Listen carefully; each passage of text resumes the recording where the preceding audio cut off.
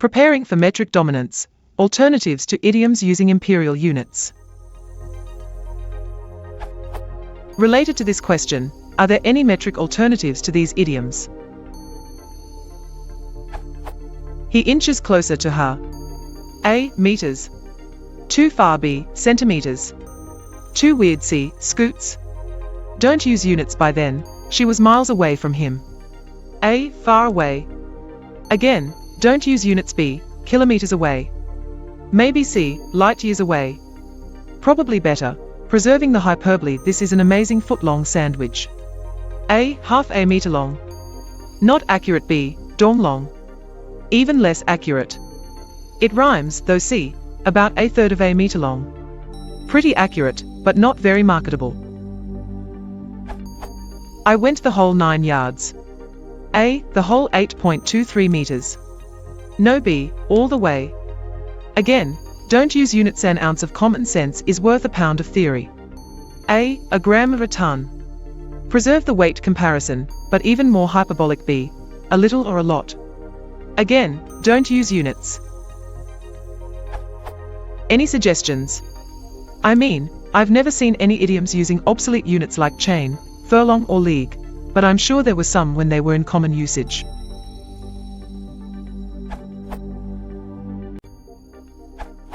Be not afraid. In Russia, we still use expressions that employ long passed away names of measurement units like versta, sazhen, and arshin. For example, a lanky guy could be called a versta of kolumna, since centuries ago mileposts, actually, versta posts, installed by the Tsar's decree along the road from Moscow to Kolumna were exceptionally high. A verst is surprisingly close to a kilometer in length, but you won't hear the word in a TV report. Still, it lives on in fixed expressions. Wikipedia has a section on the idiomatic expressions keeping old Russian measurement units afloat. An English-speaking person now and then uses the word fathom despite it being obsolete. Correction, near obsolete, according to a comment below. NOEA in the United States still uses fathoms and feet on nautical charts.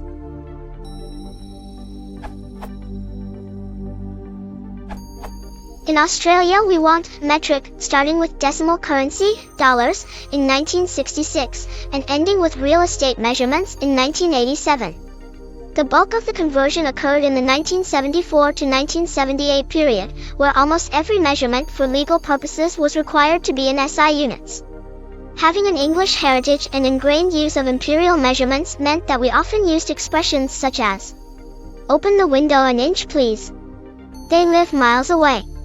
As you mentioned, an ounce of common sense is worth a pound of theory. Penny wise, pound foolish.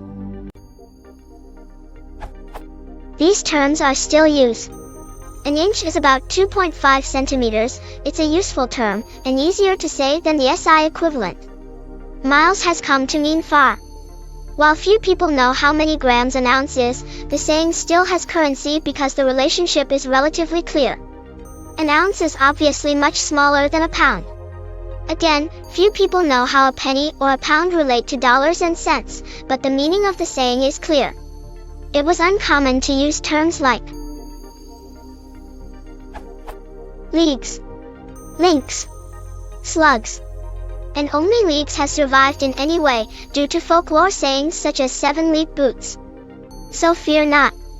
Some sayings will endure, and some will be adapted by the population, and some will be invented. As you imply, the ones that are in use in the future will be those that are easy to use and understand. I don't hear people in Australia saying the whole 9 yards. If we want a picturesque way of saying everything, we might say the whole hog. They are not completely interchangeable. As a final note, an American fast food chain sells a product here, called a footlong. No one has had any trouble understanding how big that is, despite the target demographic all being born after the demise of the foot.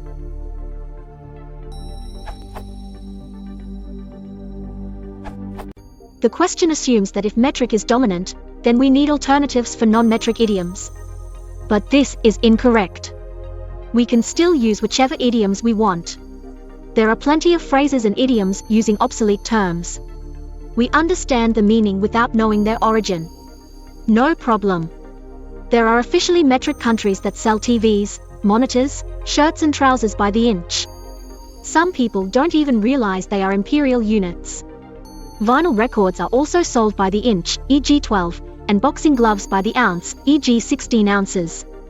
So why should idioms, figurative by their nature, and not subject to retail law, require non-imperial replacements? As long as they are useful, understood and used, they'll be used. Their meanings will change too, but still, they'll be used.